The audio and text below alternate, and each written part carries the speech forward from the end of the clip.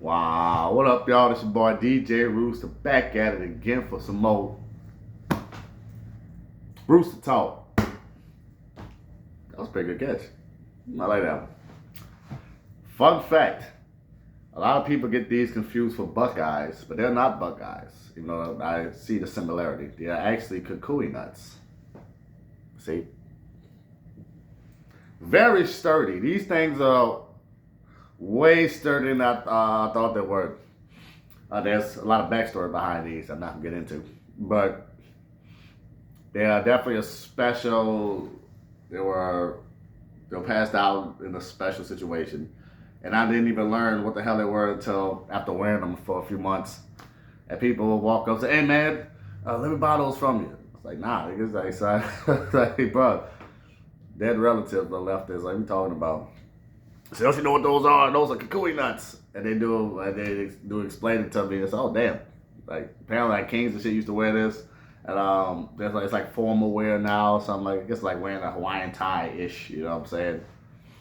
Well, a little bit more, meaning. But hey, you learn something new every day, right? Fun fact. Kukui nuts, look it up. Ooh, that's gonna lead to my next. Hold up, that's gonna lead to my next fun fact. I'm writing this down. All right, now I got my next fun fact. It's gonna be Hawaiian based. So tune in for the next video.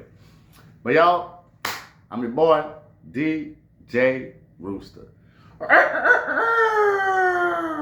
Wake your ass up. Water's never sleeps, baby. Now today we gonna have our basketball breakdown. I was gonna wait, and I want to throw the 3-on-3 in here too. I think that's starting. The pools for the 3-on-3 tournament starting. But I think this video is gonna be long enough. So we're gonna we have the timestamps. First, we're gonna talk about the WNBA. You know, I got covering on Seattle, and also the game for last night. Seattle Storm played in them.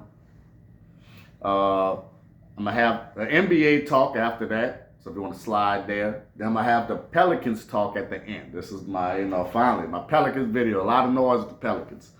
So if you want to skip around, I'm gonna have the timestamps and the pinned comment down low. I'm back in the day, you used to be able to add them on I still haven't figured out how to do that. Maybe I don't have enough subscribers or some shit like that. But I try to add the time things on the actual video. But until I figure out how to do that, I guess I should just Google it or search it up. But whatever. Until I do that, I'm gonna be posting them in the comments. So if you want to skip around, check the comments. And if I don't have them up yet, I will have them within soon of posting it. Because, I got to post, I got to rewatch the whole thing and all that. But anyway, y'all know what it is. Anyway, so, WNBA action. And I got to follow the Seattle Storm because my girl, Flaugier, so I'll be keeping up with Seattle. And Dallas has become one of my favorite teams. I've always liked Paige Beckers already, but now Jessie Shepard's become one of my favorite players, you know what I'm saying? Man, she's not even on... I was trying to pull maybe like $1 or something or win MVP, but she's not even on the thing. You know what I'm saying? She's balling. They didn't even have to use her that much in the last game. But I want to talk more about Seattle because Dallas is a well-oiled machine. They are. I said Dallas and Minnesota right now are like the two best teams.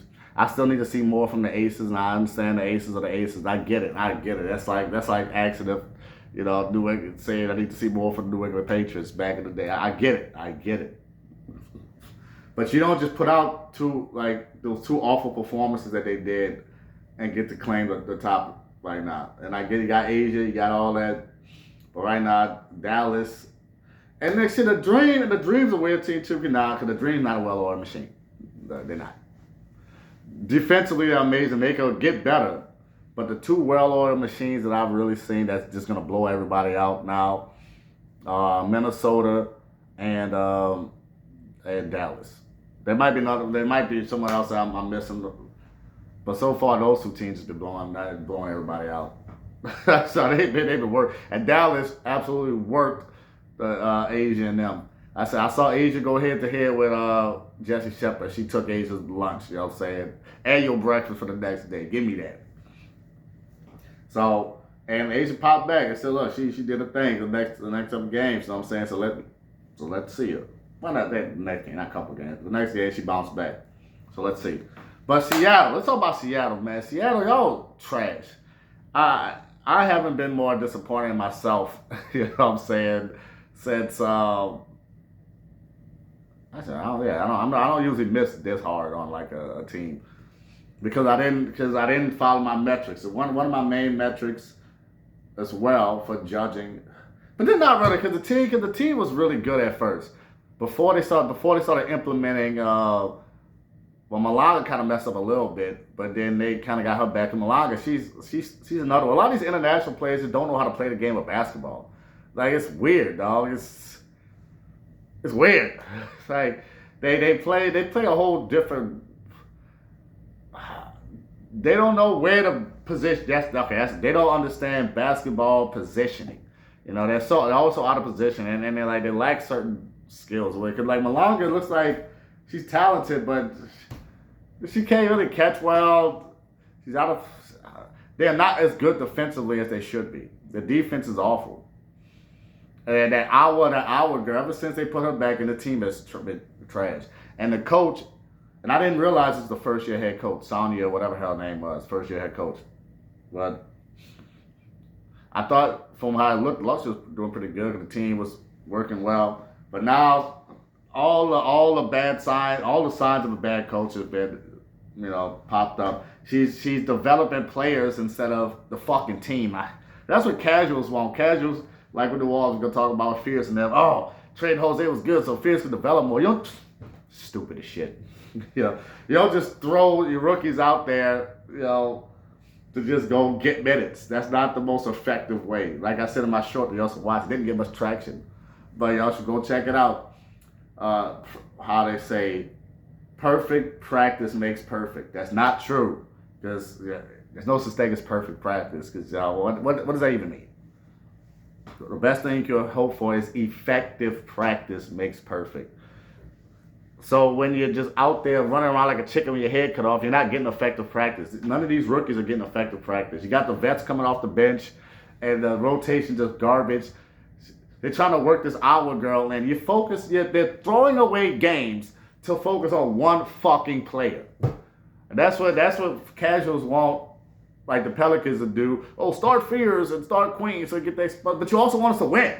Like it's just done. You can't win and do that. But you got veterans. Seattle has veterans. You know what I'm saying? Not as many as last time, but they have like some young veterans, and that's the thing. If they were like old salty veterans like Golson, I get that. You know what I'm saying? Or Dolson, whatever.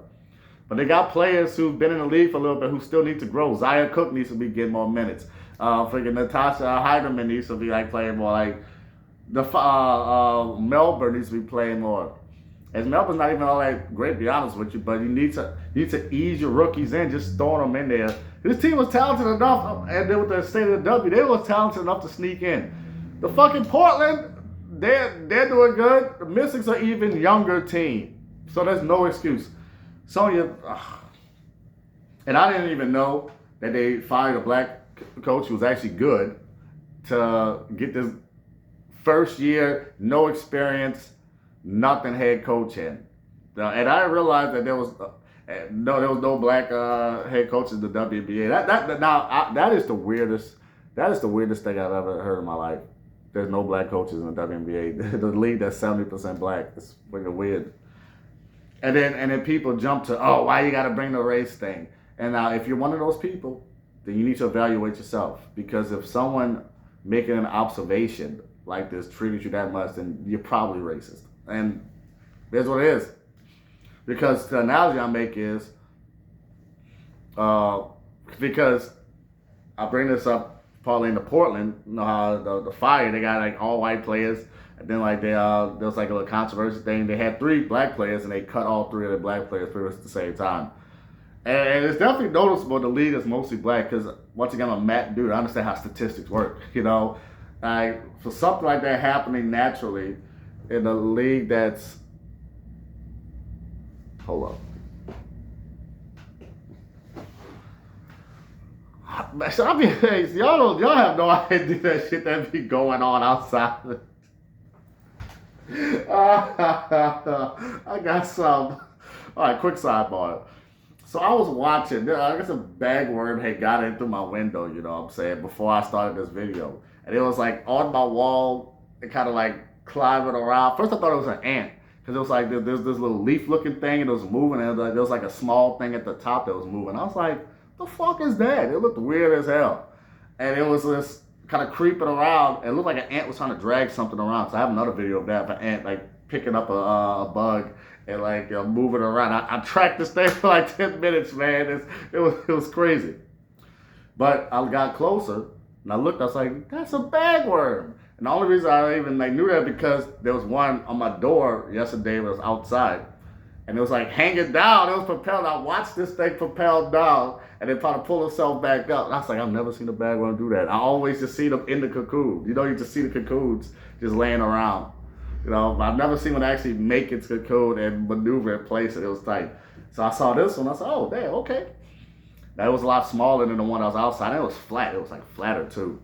And so I just watched it, just kind of maneuver around and try to find a place. I thought it found the place. So I stopped recording. It's okay, it's good. And I looked up and it's gone. All right. And I looked again and it's moved over here. I was like, all right, well, I guess the place you had wasn't good. Really, because none of the places you're going to set up is good. You know, you're inside. I mean, you're away from the predators, yeah, but I mean, I don't think you're going to live in the AC like that. It is what it is. But sidebar over. Okay, what was I saying? Appalling fire. Yeah. And the dude, I was watching a short of this dude, and he made a comment about that. And nobody necessarily saying they're racist, you know what I'm saying? They're just making an observation of data. It's like, bro, you got an all-black league, and then you have an all-white team in an all-black league, and then you cut the 3 black people on the team. And then compounded with the fact that it's a mostly black league with no black head coaches. It's weird. So everybody who don't think it's weird, this is the analogy I flip it with. Just hold on. Go to the NHL. Because I was going to make up a fake league. But you don't need to. Go to the NHL.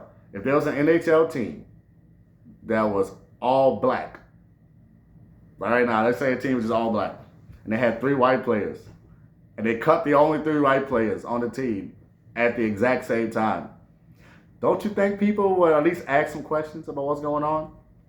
Especially if the same league, there was no white coaches. Imagine if the NHL had no white head coaches, if they were all black. The reaction would be, and that's how I know this hypocrisy, because look what happened with that tennis player, Naomi. She just had a party for some black tennis players. People lost their fucking minds. You see? So don't sit up here and say, why you making it about race when you got a team of all white players, you know, and they cut the only black people in the league with mostly black players and no black coaches. Statistically, that's not possible without action. So there's passive statistics and there's active. That's why I say, like, whenever there's like a tiny percentage of shit happening, that tiny percentage usually indicative of action. Because it's actually normally like a 0% chance of for passive, you know, shit happening. It's kind of like there's a 0% chance of you know, if I drop this shit, it's a 100% chance it's gonna fall. But well, it's not 100. It's like, you know, 99.99999 that this shit's gonna fall. But if I do that, it stopped, right? So the only way to stop something like that that's highly probable is through action. I had to make, in order to stop this from falling 99.9% of the times, I had to actively stop it. If I didn't have any active, you know, activity, and then the shit just would have kept falling over and over and over and over again, you know what I'm saying? So, and also when tiny percentages like that happen in real life, normally it has to happen from active action. I need to find it. Active action. I guess. I guess that works. It's kind of redundant, you know. Active decisions, I guess. Yeah, I guess I did. I guess I put it like that. Which is fine, and that's still not necessarily racist. Maybe they just fit a system, you know what I'm saying? And international players from certain people, they all like each other, blah, blah. There could be reasons. It doesn't necessarily have to be racism. But motherfucker can make an observation of how weird that is. So the people that come back and just are so triggered by even making an observation, they're just closetly racist. Right? That's just what that's the only explanation that it would even bother you that you could observe something like this happening and just say, huh, that's weird. And then say, how dare you bring that up? How dare you bring up things? And yet the tennis player came, she just had a party of all black tennis players. It was a whole big deal. That's how I know all of y'all who are mad at people for bringing up the race in Portland are bullshitting. You're fucking liars and you're bullshitting. So it's okay. It's okay. Not that big a deal. Life will go on. You know what I'm saying? Motherfucker pointing out Portland. Yeah. But yeah, I went all the way to say that Seattle might be a victim of this bullshit. They got rid of a good coach and brought in another lady just because she was foreign, who don't know shit. Obviously, well, she doesn't know shit about growing a team, but she does obviously know shit about like coaching and stuff. But there's a lot more to coaching than just X's and O's. That's why for young teams need experienced coaches. This whole concept of getting a young coach to grow with a young team is so effing stupid. It never works. You need you don't need necessarily an old salty coach that's been around. A coach that's let's say I say like a mid-tier young coach that's kind of like say a player in his prime. You know what I'm saying? Not necessarily young, but not like an old vet. You know what I'm saying? A coach that's had some years under their belt. That is because veteran teams need younger coaches, because you get a bunch of old dudes, you got some cranky old dudes, and then a veteran team can help a young coach out. You know what I'm saying? A young team cannot help out a young coach. So teams keep putting young, inexperienced coaches with young, inexperienced teams, and it's not going to work. And it took me 17 minutes to get back to this point, and that's the main point that I ignored when making my preseason predictions and stuff like that. Not even preseason, early season predictions and stuff like that. I ignored that part. I was like, oh, that's one of my main metrics, you know what I'm saying, for judging like a team success. The coach and player, the age and coach and player relationship. You know, how.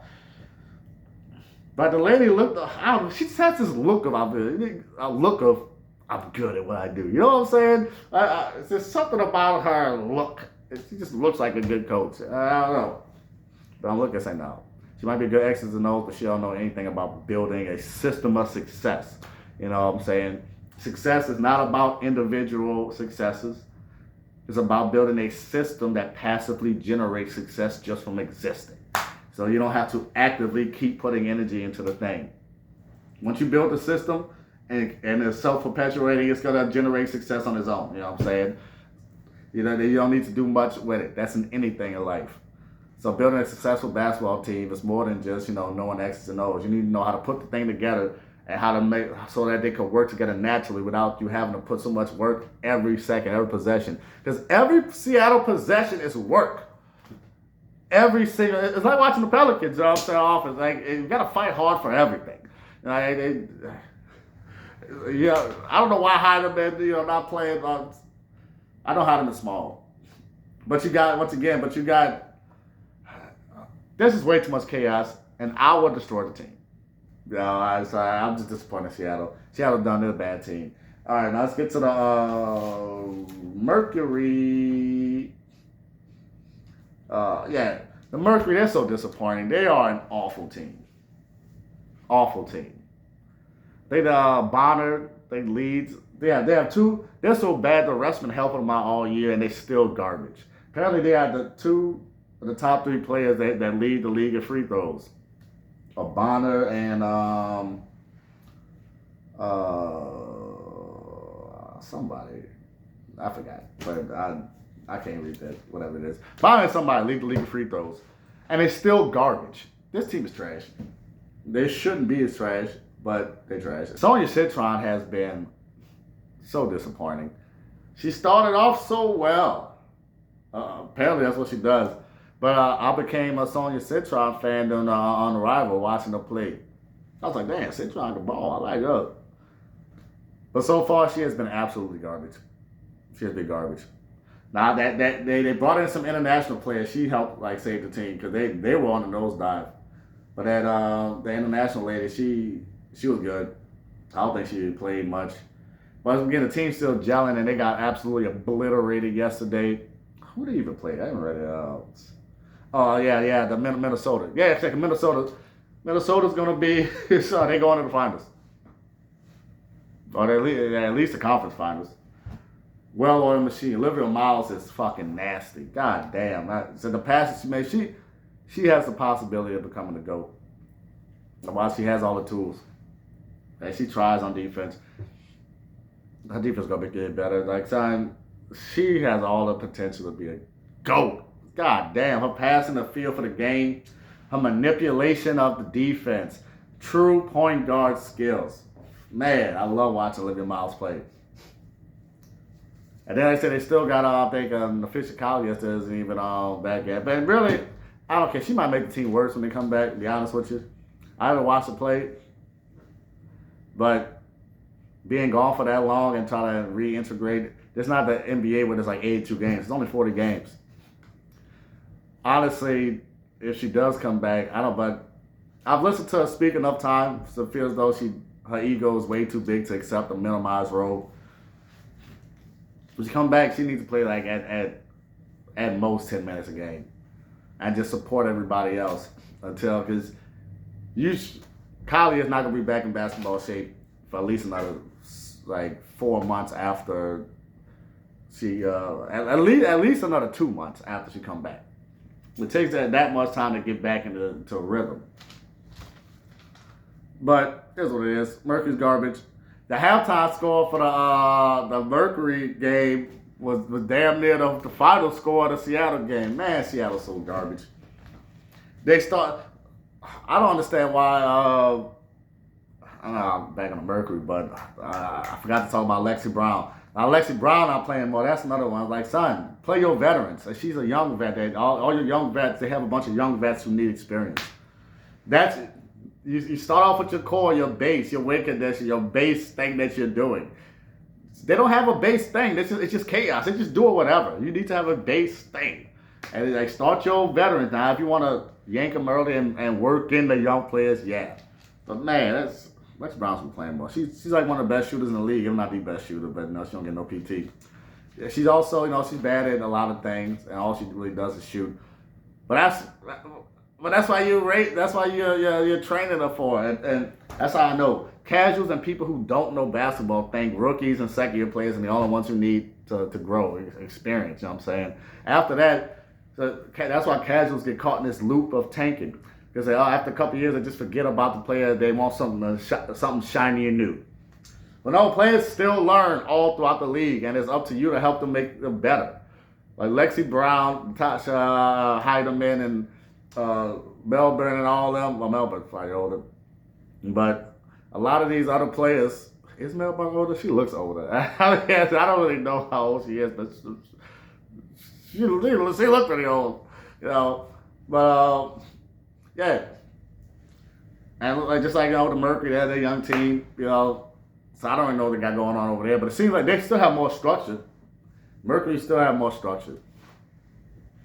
Was Mercury? What was it? Dreams. I get these teams mixed up. But regardless, Mercury, they're trash. They're disappointing. They're not. The Mercury wasn't a young team. The Mystics is who I was thinking about. The Mystics. Not so much Shakira Austin and shit. It's now. That's. Shakira Austin is missing. Mystics and Mercury, I get them mixed up. The M, and then the colors are similar too. So yeah, but Shakira Austin still could be MVP. Forget what I said about her earlier. The Mercury and all that, but Shakira Austin's still good. All right. So now, for our little break, because we got to go to the NBA section. But before that, we all would tell your family, I love you. Hug your loved ones. Take this time to, do whatever work you do. Break time right here. Drink water. Always keep the gallon of water around. Refresh, take a break, take a breath. The energy flowing. Get the energy flowing a little bit. And while you're at it, like, comment, subscribe if you enjoy the channel. So, all right, let's get into the NBA section. All right, not too much to say about the NBA, but I will say one thing.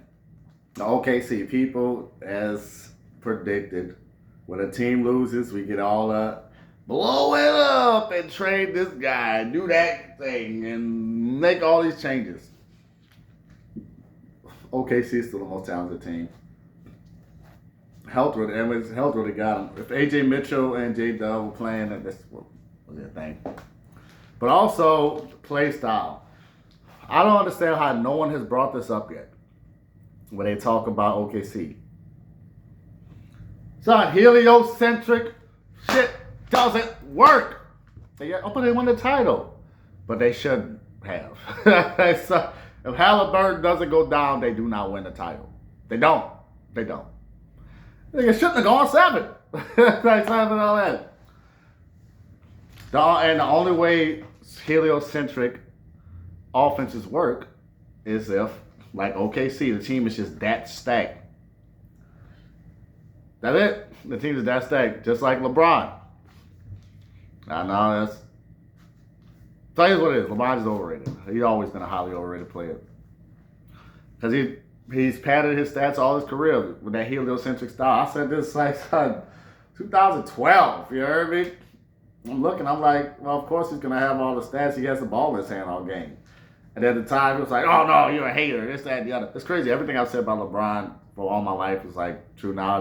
Now people make all these channels say the shit that I've been saying those since his rookie year.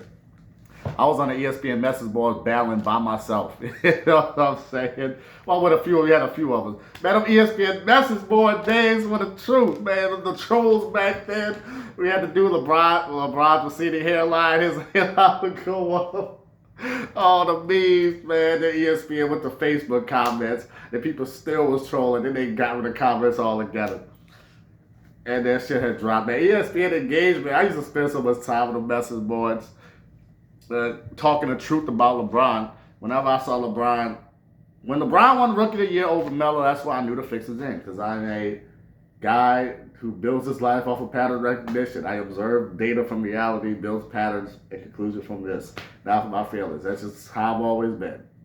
You know, it's good at math.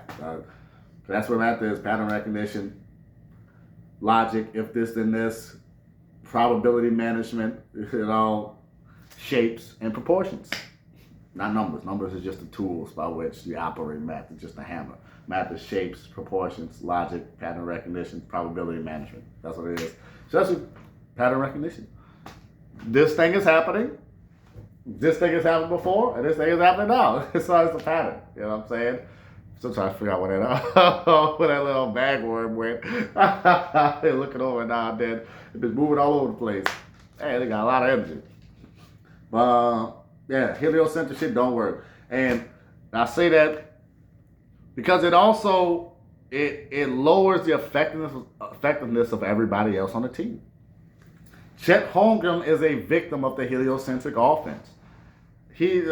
Shai should not be averaging 30 points or something a game. He shouldn't be MVP. I'm mad that I didn't make a video about that. I knew I procrastinated too long on that. Luka should have been MVP. At least Anthony Edwards. There's so many other players over Shai. But because casuals are programming away, so don't get me started. Don't get me started. And people only complain after the fact, but during the season, people weren't complaining. Because I was on these freaking videos, reading the comments. These casuals were saying Shai's MVP. All these casuals were saying Shai was MVP. It was okay with that. But now when he win, now you want to say the flop. I'm trying to be nice. I'm trying to be nice. But Chet Holmgren would have been way better if he would have had more touches. All these players would be better. You need to have effective practice in order to get better. You need to do it in the games. But you got Shai shouldering the entire load. That's why Luka teams, Luka's plus minus, not an overrated player. His plus minus not that good because his teams get better when he's off the court because Luka does everything. It's just like Jokic, you know what I'm saying? And Jokic, if you want to be better, he got to do less. But Jokic is so good, though, man. He actually makes you do more because Jokic is a very special. He's a GOAT-tier player. It's only like 5 niggas really probably like 10 dudes in the history of the world that really have the material to get to that level. Now, only 3 are there. Kobe, Jordan, and Steph. But there's been about 10 players that had the ability to get to there. You know what I'm saying? And Jokic is on that list. So that's a whole different thing. But in that, like you need players performing in high pressure situations regularly so that when a really high pressure situation comes up like the NBA Finals, they'll be ready for it. So I don't know your brain Chet Holmgren too much. If OKC wants to continue being great, Shai gonna have to take a step back. You got ballers. Like Shai needs to average maybe like 22 points a game. But that's not gonna happen. And he did his thing, he balled out, but you know what I'm saying? Everybody gotta eat. There's only one basketball. Yep. Alright. Knicks Spurs. Honestly, I don't even think this is gonna be a good series, to be honest with you. And the part of me, this is part of the reason I kind of wanted OKC to win, because I really don't want the Knicks to win. But the Knicks are gonna win. It's inevitable. Like they're gonna win in 5 or 6 at the most, and it's honestly not gonna be that competitive. It's unfortunate. Experience matters. Experience matters. And the biggest thing is, it goes back to casuals overrating the shooting guard. It goes back to the C.J. McCollum bullshit. And Brunson is not as good of a player as people are saying. And people are so aggressive with that Brunson praise. He's a good player, but Cat is the best player on the team, and he's proven it. He proved the playoffs changed for New York when Cat became the focal point. And when Jose and Jordan Clarkson became more involved. Because Brunson, he's not going to lead your team to the promised land as the best player on the team. Like I know that sounds crazy right now, but great teams are great when they have their second best player take a step back. Like Cat. And then step up when they need to. Cat has been the best player on the team. He's the best player on the team.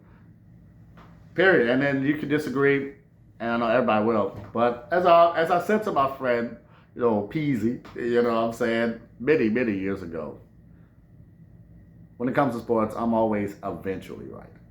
Almost always eventually right. And every shit I've been saying Steph Curry's the GOAT since, his MVP year. I've been saying all this shit. I've been saying Drew Brees is GOAT forever. You know what I'm saying? So here's the thing. Truth is self-evident. Most humans can't simply observe reality and call a spade a spade. It's the side that's weird as fuck.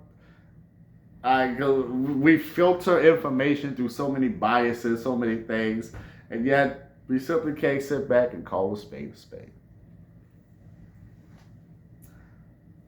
And that's why I saw some magic I'm doing. I'm just simply calling a spade a spade. Most people can't do it because of programming and all this shit. But no, it is what it is. Cat's the best player on the team. If you take Cat off the team, they crumble. If you take Months off the team, they'll be fine.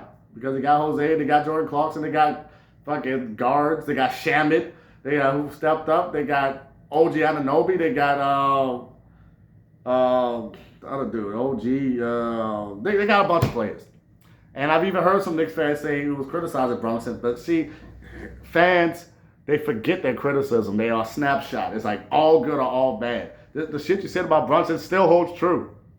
And in Brunson's heliocentric style, it lowered the cap of the other players. OG's a star caliber player if you just give him more opportunity. Brunson should not be running the offense as much as he should. And the series changed. New York would be home right now if they would have kept doing what they're doing. If they would have led the team, ran the team through Brunson, like the casuals and everybody want, they would be home right now. Atlanta would have took them out.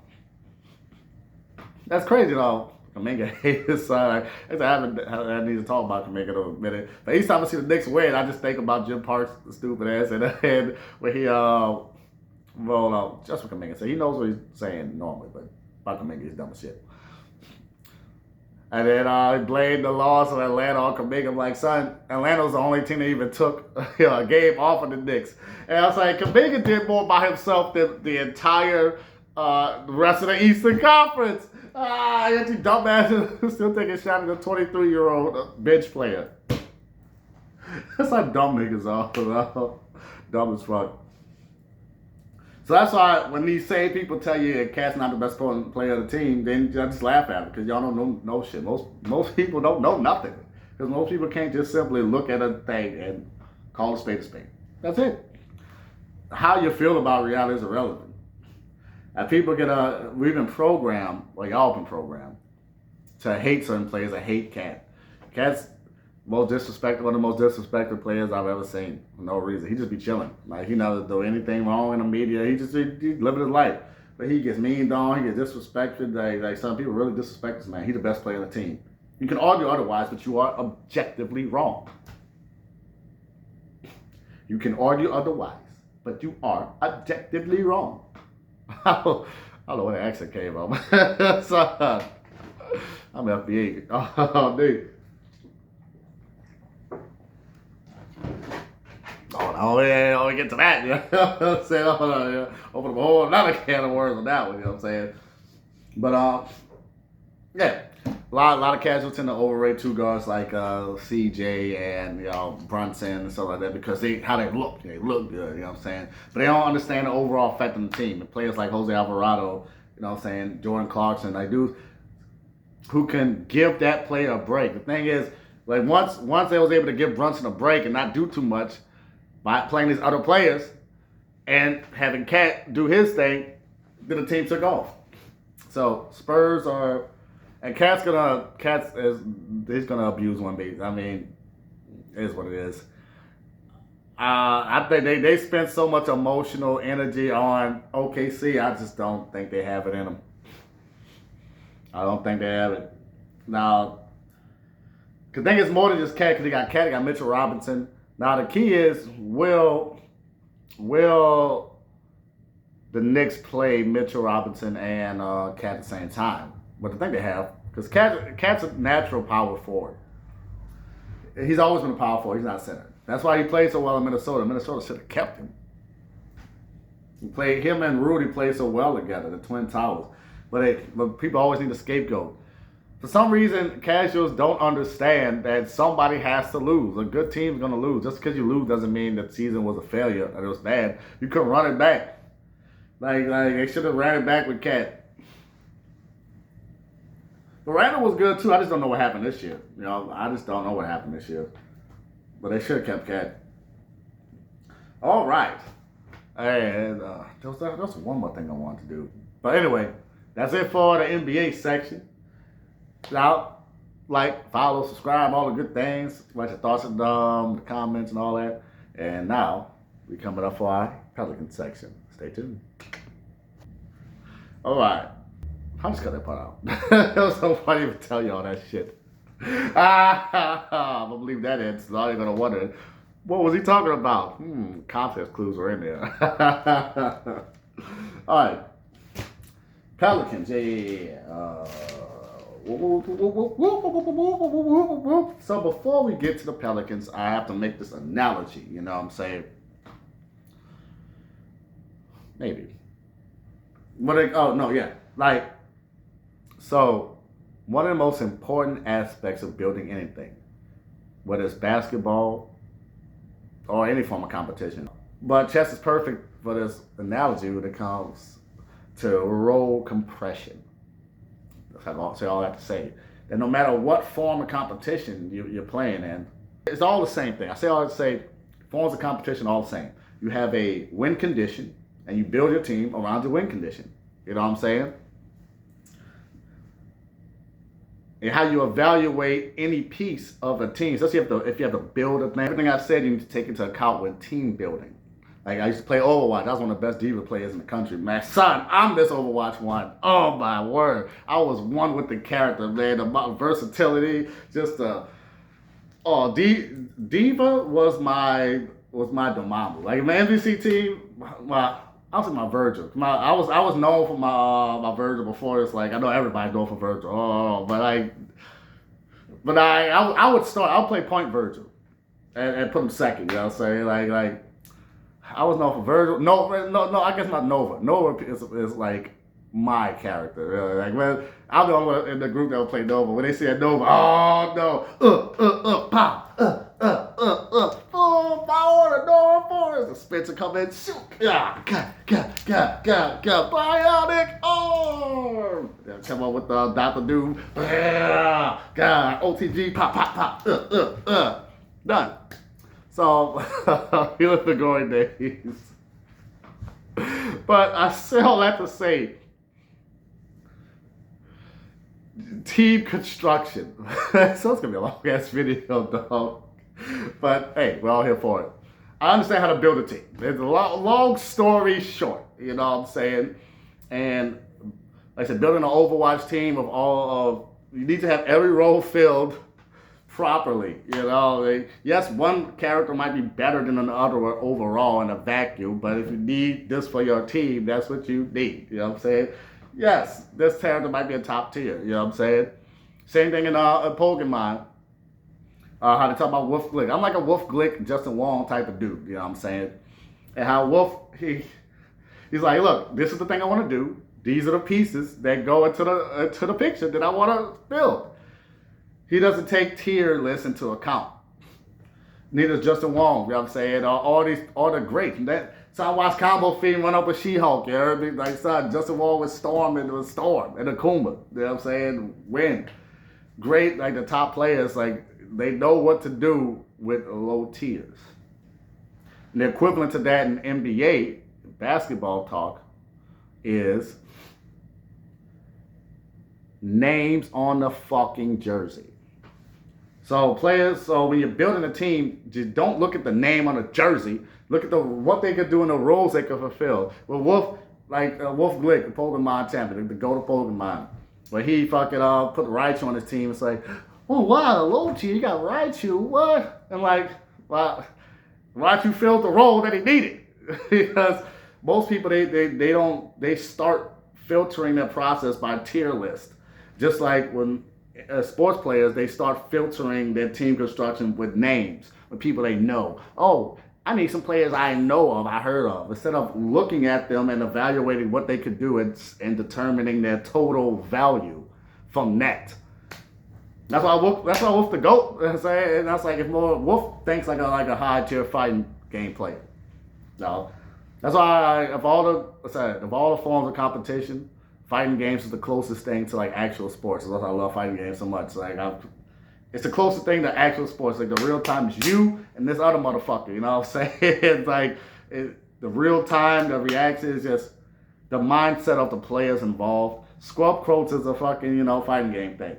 And every other freaking genre lives on scrub quotes because at the end of the day, fighting game genre is unique.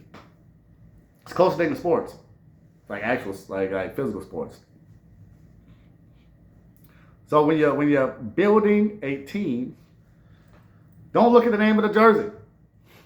With the Pelicans, that's the biggest problem. Like, son, the Pelicans is a good fucking team. Fuck the names on the jersey. Look at what they could do. Look at the thing. Look at who they are and everything they offer. We have players that's good and just people don't know.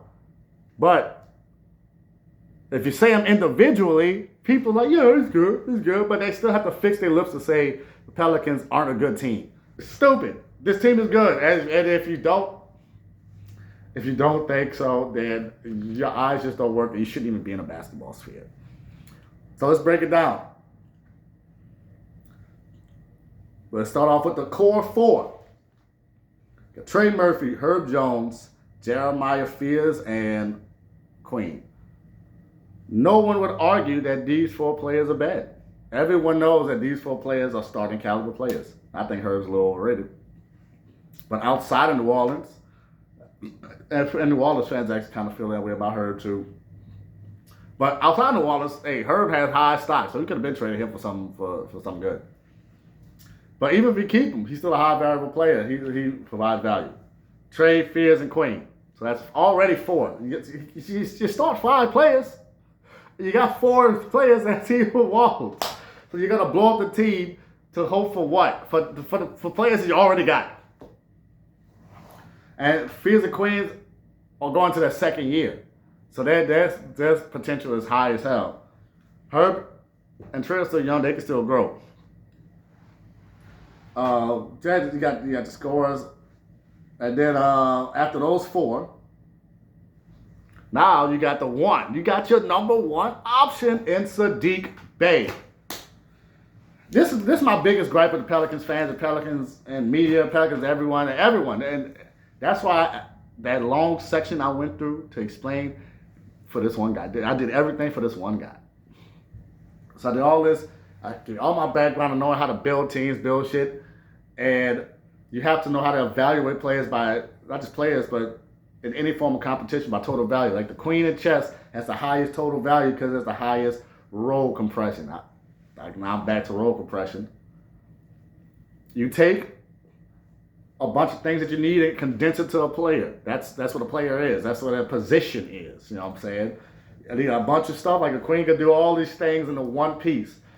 Saddiq Bey, he compresses all of these roles into one.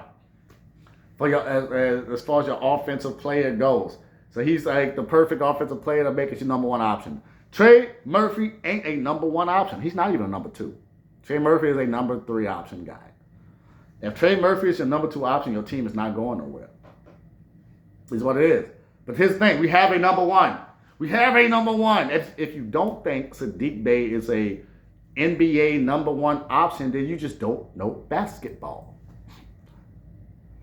And but it really is more important. It's not you don't know basketball. It's you don't have a proper metric for determining player skill. Really, you need a metric for everything in life.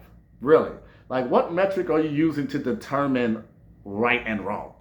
What list of qualities are you looking for in a good player, in a good decision, good food, a good place to eat, like good music? Like what qualifying factors are you using to determine your decisions? And most people don't do that for nothing.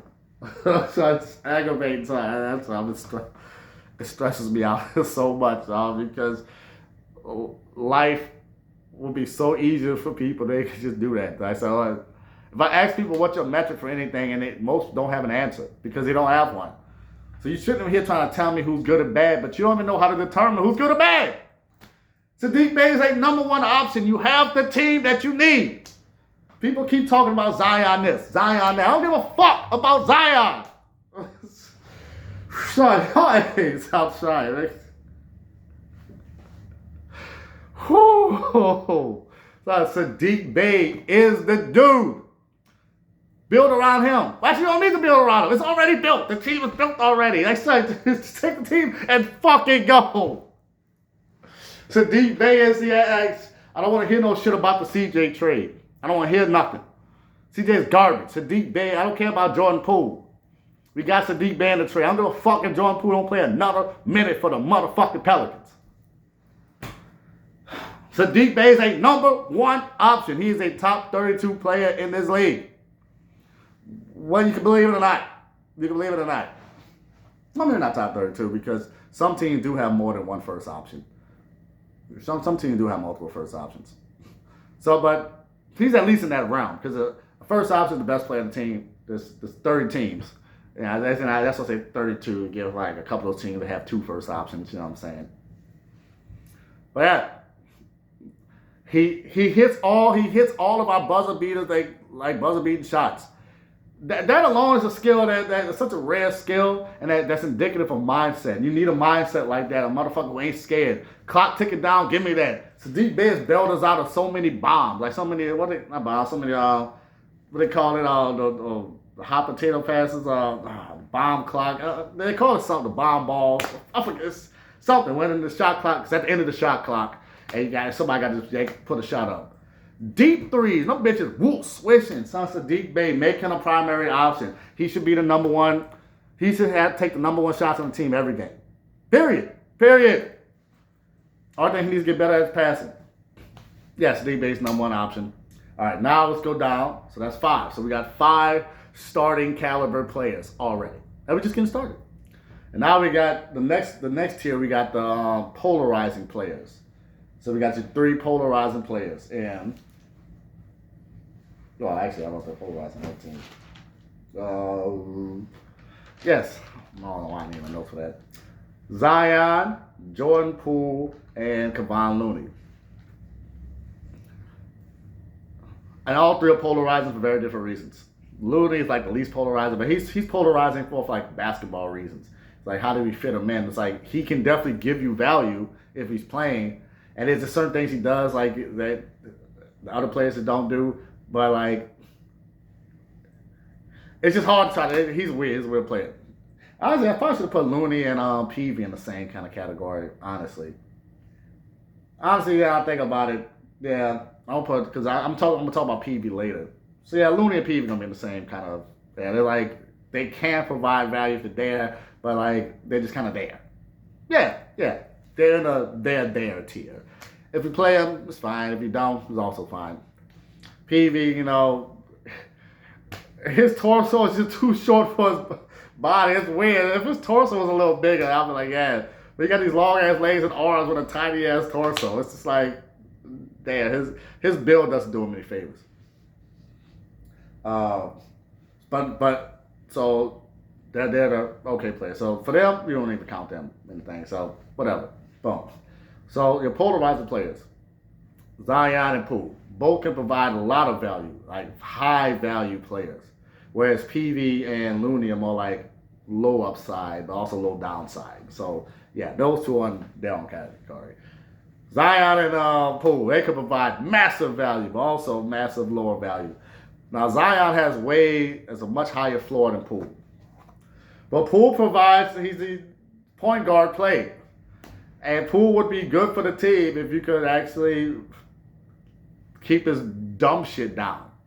That's why it's so polarizing. Because it's not just a simple matter of get rid of Poole. Because I love Fierce, but he's becoming a better point guard. But it takes, point guard skills take years to develop, especially chemistry and that pass and touch. And Poole he has the highest level point guard skills on the team. Now that we got rid of Jose, who should still be here, is going to help New York win a fucking championship. But, dumbass Pelicans. And that's what I also say, being able to recognize, using a metric. Okay, that's what I said before, using a metric to determine what skills a player has. Simply just saying a player is short and just leaving it at that. That's not a metric. You know what I'm saying? That's just, I guess it is, but it's a really bad one. A proper metric actually takes in what's happening in reality. A lot of people have metrics that they generate in their brain. You know what I'm saying? For what they think reality should do. And they're always wrong. So Zion, let's get back to Zion. Zion, he's so versatile. And like I was saying before, when your second best player can take a step back, that's what makes the team so dangerous. We saw it with Miami. D-Wade taking a step back for LeBron. Yes, D-Wade was a better player than LeBron. Don't get it twisted. He took a step back. We saw it with the Pelicans. Anthony Davis taking a step back for DeMarcus Cousins. DeMarcus Cousins put up the best numbers, but he wasn't the best player. Anthony Davis did, because with his versatility, when your versatility allows you to do that, just like in Yu-Gi-Oh! Or in Pokemon, anything, if you could put in work without having to use your trump card, your win condition, that's just a plus. But fans don't think of it that way. Fans always want to use the win condition at all times. Not everything could be a Sky Striker. All the Yu-Gi-Oh! Fans, you understand that. Sky Striker is one of those decks where the win condition is the only thing. All there is the win condition. Your boss monster stays on the field the entire thing and everything revolves around it, which can work. Yes, Sky Striker is like a heliocentric offense. I don't know about that. Yes, a Sky Striker deck is a heliocentric offense. And it works because, just like a heliocentric offense, your support is so damn strong, right? So you got one monster, now it's like 3-4 monsters now. And the support is so damn strong, the spell slaps are so strong, it's like that's all you really need. Just like heliocentric here in the NBA don't work unless you have, like I said before, you saw it now earlier in the video. For the Pelicans, Anthony Davis took a step back. Steph Curry took a step back from Kevin Durant. Anybody who thinks Kevin Durant was the best player on that team, you're basketball illiterate. You're basketball illiterate. Because all the coaches said otherwise. You know what I'm saying? Niggas who game plan for Steph, not KD. So Zion being able to take a step back just helped the team. And he can do that. And he's so versatile. And he puts so much pressure. So Zion being your number 2 gives Sadiq Bey so much more flow. And then that puts Trey in his natural position. Because Trey is not a freaking, he's not a number 1 or number 2. And if he wants that kind of money, then get rid of his ass. Because we have replacements for him. We got Bryce McCollins. And then that's who's going to be in my next tier of players. These are starting caliber players that have potential. McCollins, Misi, and Carlo. McCollins, he's like a mix of Hurt. Because the thing is, you can't play Hurt and Trey at the same time. They both do the same thing, but not really, not good enough. They both play the same position, but they don't do enough of each other's stuff. And McCollins, they have a weird Venn diagram. McCollins does what both of them does, but it's not as good. You know what I'm saying? Like McCollins, he could be a more well-rounded scorer than Trey. And he's bigger than her. So he can be a good defender. McCollins isn't a great defender, but he's gotten better. So, and it's hard to fit him in because he's another forward. We have a million forwards. But one of these 3 players have to go. Trey, Herb, or McCollins. They are redundant. We can't have all 3. You already got Sadiq Bey out forward. You got Queen forward. You got Zion forward. So now you got 3 more forwards. You got 6 of them bitches. You got 3 more. And because you got sliding her to the guard. That was their solution. Sliding her to the guard, but he's not a guard. And Trey Murphy is barely a 2 guard. He can barely do 2 guard shit. You know what I'm saying? So it's really good. So either trade one of them and elevate McCollins, or trade McCollins, because you can't have all 3. McCollins is the one you should have traded instead of Jose, because he's a stereotypical dude that looks like a good basketball player. That players we could have probably got more for him. We should have got rid of McCollins. But if you're gonna keep him, then get rid of Trey or her. You can't have all 3. Misi, come on, bro. He's a wnba answer. You need that big body. Having him and Zion on the floor together, that's Lob City all day. If you would have him, Zion, and Jose, that's Lobs all day, but you got rid of Herb.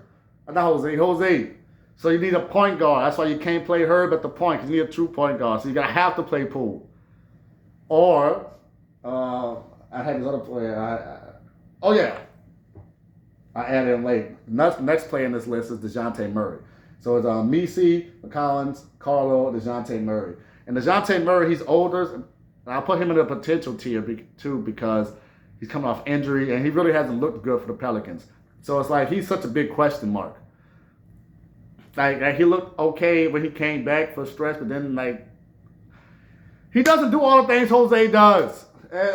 They got rid of him thinking he could do Jose role, but he's not a 2-point guard like Jose was. Jose was the best passer on the team, and he didn't turn that bitch over.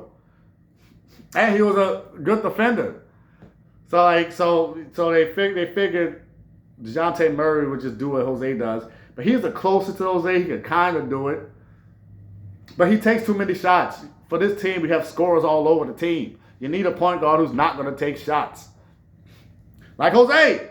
And Jose was one of the best 3-point shooters on the team. Just hit the 3, and if he could just hit the 3, hit a floater, like Jose could do, and then facilitate, that's all we need for the point guard, and not turn that bitch over. Because we got scorers out the ass. Everybody wants everybody to score. We have one basketball. You don't need a million fucking scorers. The point guard doesn't need to be a scorer. Jose was the perfect point guard for the team. So now we need another point guard like Jose. Like, that's a dude from the Heat.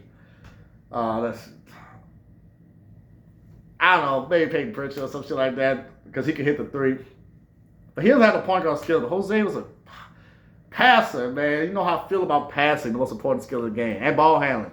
Jose never turned that bitch over, so we need a ball handler. That's why I say Poole, if he could just not turn the ball over, the problem is turnovers is so. Excuse me. I'm yelling so much. I'm doing too much.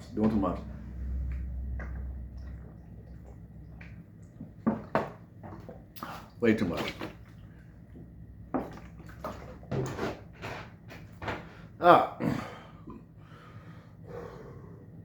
Woosah. So Jordan Poole, if he didn't turn the ball over so freaking much, he would be much better in that role that we needed. So that's why you can't slide Herb and trade to the point. We have a backlog at the forward position. Misi, rim protection, rim pressure. Like, he's the only one that gives us a rim protection, rim pressure like that. You know what I'm saying? And Carlo, too. Carlo and Misi, they both are similar, but they both have key things that they bring. Misi is that physical, athletic specimen. And Carlo's an athlete, too, man. Carlo be getting up there, yamming that bit. But he can shoot the three. Carlo and Misi needs to be more playing time. Carlo can play the four. Really, he can slide up to the four.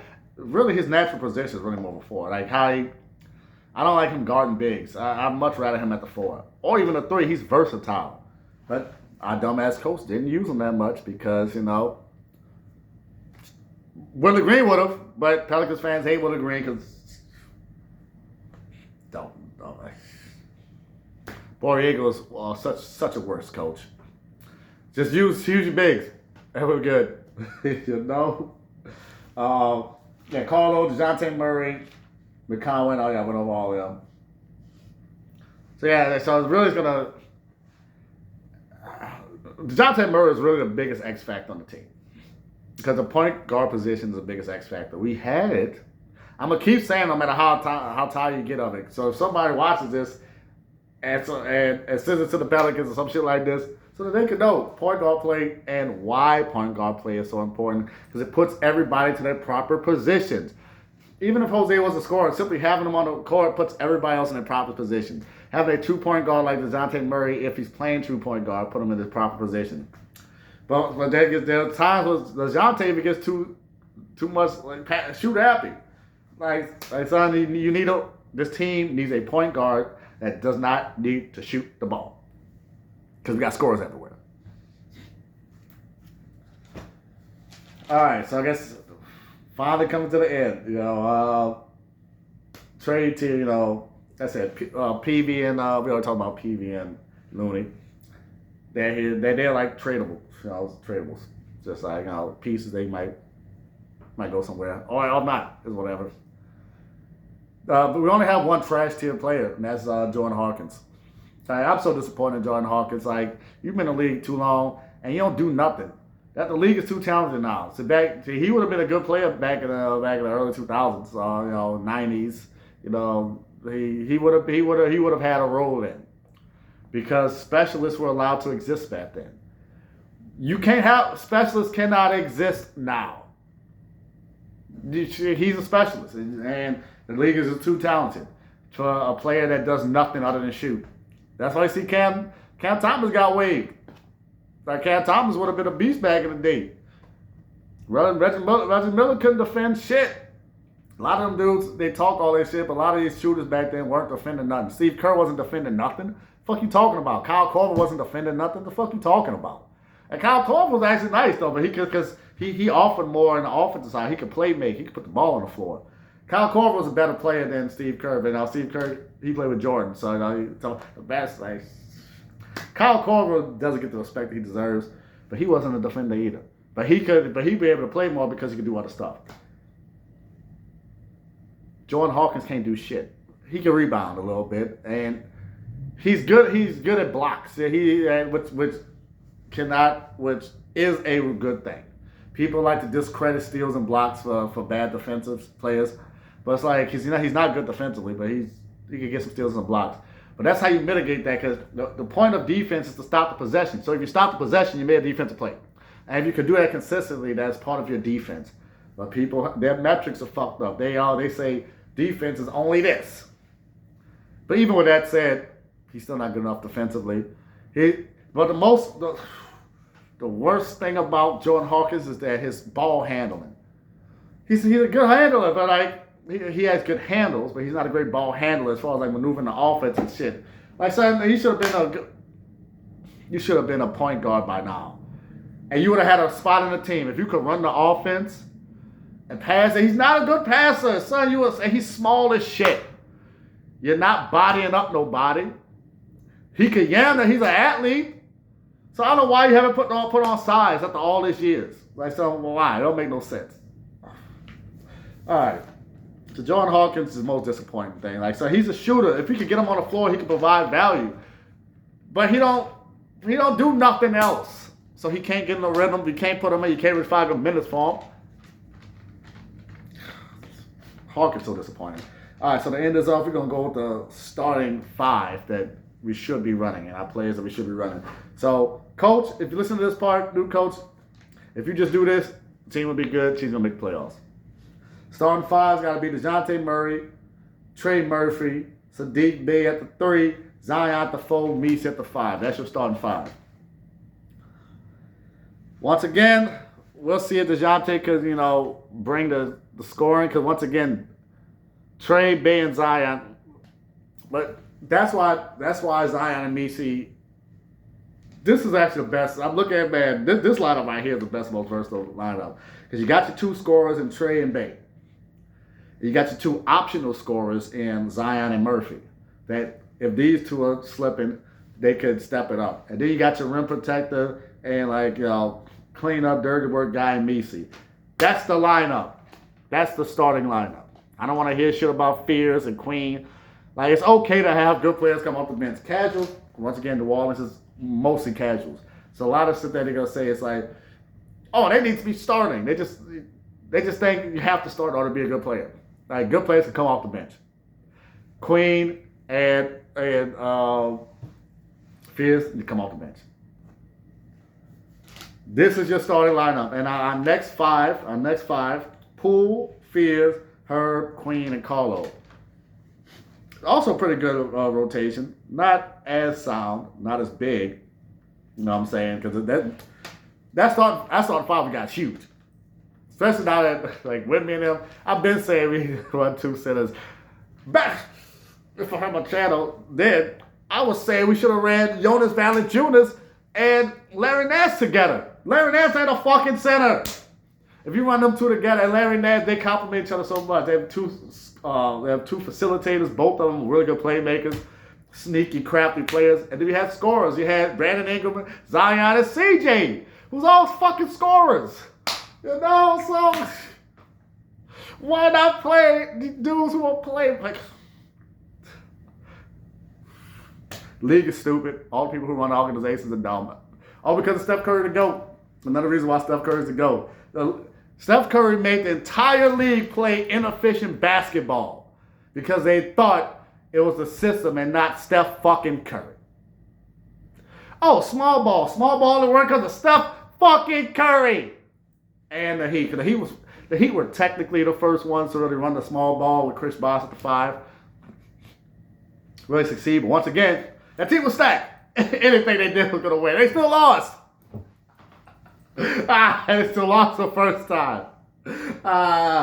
Can he guard J.J. Barea? Does he have an answer for Jason Terry? It's your GOAT. That's your GOAT. The team was stacked, so of course. They can do whatever the fuck they wanted, But, all right, y'all. This is an hour and 16 so far. I'm going to cut it down. But, yeah, that's your starting 5. And that's your next 5. Then your next 3, that the odd people out are going to be McCollins, Looney, and Peavy. So you will switch them based off the matchup of the game or how the flow's going. But your 10, DeJounte Murray, Trey Murphy, Sadiq Bey, Zion, Meese. Starting 5. Next 5.